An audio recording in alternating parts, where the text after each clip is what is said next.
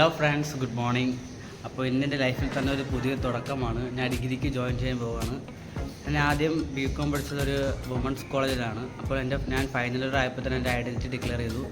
ഒരു ട്രാൻസ്മെൻ്റ് ആയതുകൊണ്ട് തന്നെ എനിക്ക് വുമൻസ് കോളേജിൽ പഠിക്കാൻ പറ്റില്ലായിരുന്നു. അപ്പോൾ ലാസ്റ്റ് ഇയർ ആയപ്പോൾ തന്നെ എനിക്ക് ഡ്രോപ്പ് ചെയ്യേണ്ടി വന്നു. ട്രാൻസ്മെൻ്റ് എന്ന ഐഡൻറ്റിറ്റി കാരണം ഞാൻ ഡ്രോപ്പ് ചെയ്യേണ്ടി വന്ന ഡിഗ്രി ഇന്ന് അതേ ഐഡൻറ്റിറ്റിയുടെ അഭിമാനത്തോടെ ഞാൻ ഡിഗ്രിക്ക് ജോയിൻ ചെയ്യാൻ പോവുകയാണ്. എല്ലാ മനുഷ്യരെ പോലെയും ഞങ്ങളും പഠിക്കണം, ഞങ്ങൾക്കും ജോലി വേണം, വലിയ ആളാകണം എന്ന സ്വപ്നം ഞങ്ങൾക്കും ഉണ്ട്.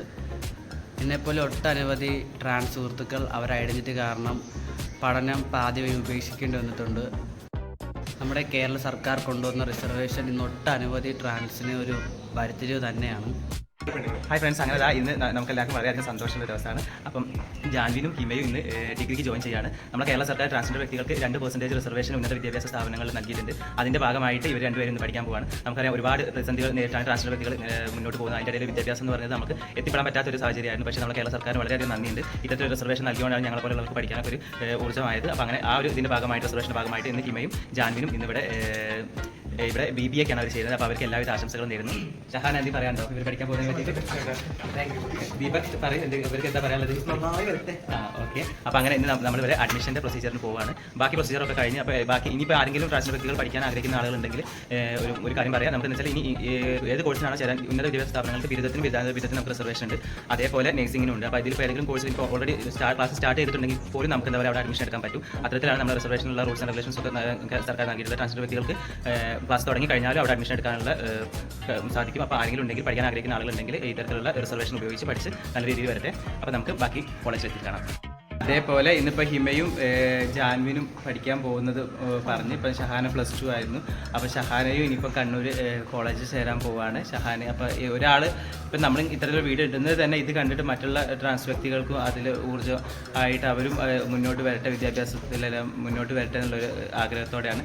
അതുപോലെ തന്നെ ഇവരിപ്പം ക്ലാസ്സിൽ പോകുന്ന കാര്യങ്ങളും അതിൻ്റെ പ്രൊസീജിയർ എങ്ങനെയാണെന്നൊക്കെ ചോദിച്ചു പഠിക്കാൻ വേണ്ടി തീരുമാനിച്ചിട്ടുണ്ട്. അപ്പോൾ ഷഹാനയ്ക്ക് ഒരു പറയാം.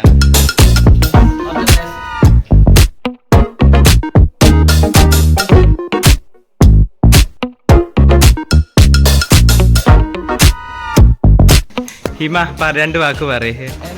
ഭയങ്കര എക്സൈറ്റ്മെന്റ് ടെൻഷൻ വരുന്നുണ്ട്. ഫസ്റ്റ് ടൈം ആയിട്ട് കളിക്കാം. ഞാൻ വളരെ ഹാപ്പിയാണ്. ഭയങ്കര ഹാപ്പിയാണ്. എന്റർടൈൻമെന്റിലാണ് നിൽക്കുന്നത്. ഓക്കെ.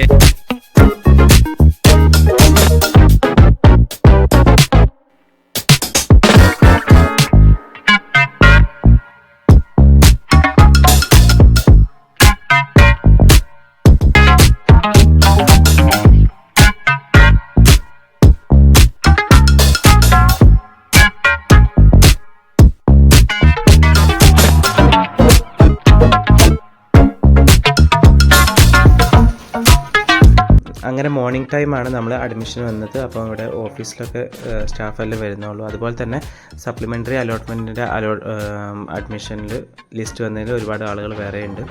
അപ്പം നമ്മൾ പ്രിൻസിപ്പാളെ വെയിറ്റ് ചെയ്യുകയാണ്. നമ്മൾ ട്രാൻസ്ജെൻഡർ സ്പെഷ്യൽ കോട്ട ആയതുകൊണ്ട് തന്നെ പ്രിൻസിപ്പാളെ വെയിറ്റ് ചെയ്ത് പ്രിൻസിപ്പാൾ നമ്മളോട് HOD-യെ കാണാൻ പറഞ്ഞു. HOD നമുക്ക് നമ്മൾ നല്ല അവിടുത്തെ ഡിപ്പാർട്ട്മെൻറ്റിലെ ആളുകളൊക്കെ നമ്മളോട് നല്ല രീതിയിൽ തന്നെ സഹകരിച്ചിട്ടുണ്ട്.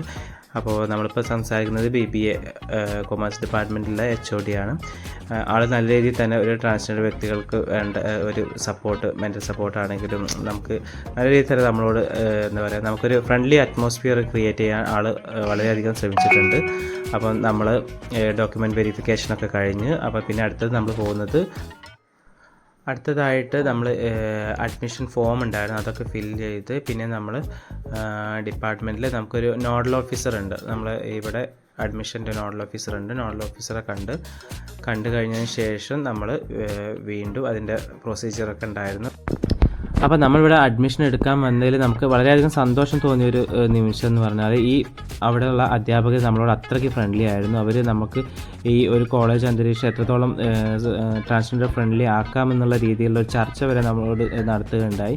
അതിൻ്റെ ഭാഗമായിട്ട് ഈ ട്രാൻസ്ജെൻഡർ വിദ്യാർത്ഥികൾക്ക് വേണ്ട എന്തൊക്കെ പ്രാഥമിക ഘട്ടത്തിൽ വേണ്ട കാര്യങ്ങൾ എന്തൊക്കെയാണ്, അതുപോലെ തന്നെ അവരുടെ വിദ്യാഭ്യാസം സുഗമമാക്കാൻ വേണ്ട കാര്യങ്ങൾ എന്തൊക്കെയാണെന്നുള്ള രീതിയിൽ നല്ല രീതിയിൽ തന്നെ ചർച്ചകളും കാര്യങ്ങളും അതുപോലെ നമ്മുടെ ആവശ്യങ്ങൾ എന്തൊക്കെയാണെന്ന് ചോദിച്ചറിയാനുള്ള ഒരു മനസ്സ് അവർ കാണിച്ചിട്ടുണ്ട്.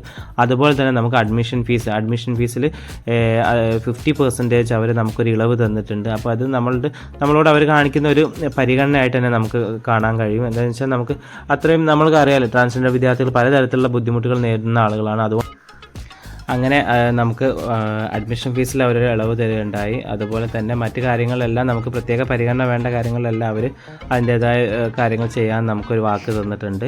എക്സ്ട്രാ കരിക്കുലർ ആക്ടിവിറ്റീസിലായാലും എല്ലാത്തിലും നമുക്ക് എന്താ പറയുക, ഒരു ട്രാൻസ്ജെൻഡർ വിദ്യാർത്ഥികളുടെ പ്രാതിനിധ്യം അവർ ഉറപ്പ് വരുത്തുകയെന്ന് പറഞ്ഞിട്ടുണ്ട്. അതുപോലെ തന്നെ എൻ സി സിയിൽ ഇപ്പോൾ ഇന്ത്യയിൽ തന്നെ ആദ്യമായിട്ട് നമ്മളെ കേരള ഹൈക്കോടതി ട്രാൻസ്ജെൻഡർ വ്യക്തികളുടെ പ്രാതിനിധ്യത്തെക്കുറിച്ച് പറയുണ്ടായി. ട്രാൻസ്ജെൻഡർ വ്യക്തികൾക്കും എൻ സി സിയിൽ ചേരാനുള്ള അവകാശം ഉണ്ടെന്നും അവർക്ക് വേണ്ടിയുള്ള സീറ്റ് മാറ്റിവെക്കണം എന്നുള്ള ഉത്തരവൊക്കെ ഇറക്കിയിട്ടുണ്ട്. അതിൻ്റെ ഭാഗമായിട്ട് തന്നെ ഇപ്പോൾ എനിക്ക് തോന്നുന്നത് ഇപ്പോൾ ഇന്ത്യയിൽ തന്നെ ആദ്യമായിട്ട് എൻ സി സി ചേരുന്നത് ഈ 2 വിദ്യാർത്ഥികളായിരിക്കും എന്ന് തോന്നുന്നു. പിന്നെ ഹനീഫ ആയിരുന്നു ഇതിനെല്ലാം മുൻകൈ എടുത്തത്. അപ്പോൾ ഇവർ 2 പേരും എൻ സി സിയിലുള്ള അഡ്മിഷൻ എടുക്കാൻ വേണ്ടിയുള്ള കാര്യങ്ങളും അത് ചെയ്യാം എന്നുള്ള ഉറപ്പ് നമുക്ക് കോളേജിൻ്റെ ഭാഗത്ത് നിന്ന് തന്നിട്ടുണ്ട്. അങ്ങനെ അഡ്മിഷനൊക്കെ കഴിഞ്ഞ് ഞങ്ങൾ യൂണിഫോമൊക്കെ എടുത്ത് ആദ്യം തന്നെ യൂണിഫോം അടിക്കാൻ വന്ന കേട്ടോ. ഹിമദാ യൂണിഫോം തയ്ക്കാൻ വേണ്ടിയിട്ട് അളവ് കൊടുക്കുകയാണ്. ജാൻവിൻ ഇവിടെ ഉണ്ട്, ജാൻവിൻ്റെത് ഇനി വേറെ സ്ഥലത്ത് കൊടുക്കണം. അപ്പോൾ നമ്മളെല്ലാവരും നല്ല ഹാപ്പിയാണ്. ഞങ്ങൾ അഡ്മിഷനൊക്കെ കഴിഞ്ഞ് അങ്ങനെ അഡ്മിഷനൊക്കെ കഴിഞ്ഞ് ഞങ്ങളിതാ ബുക്കും പെന്നൊക്കെ വാങ്ങാൻ വേണ്ടി വന്നതാണ്. അപ്പോൾ നമ്മൾ ഇങ്ങനെ കോളേജിലേക്ക് വേണ്ട കാര്യങ്ങളൊക്കെ വാങ്ങി അങ്ങനെ എല്ലാം സെറ്റായിട്ടുണ്ട്. ഇനി എല്ലാവരുടെ അനുഗ്രഹം വേണം. താങ്ക്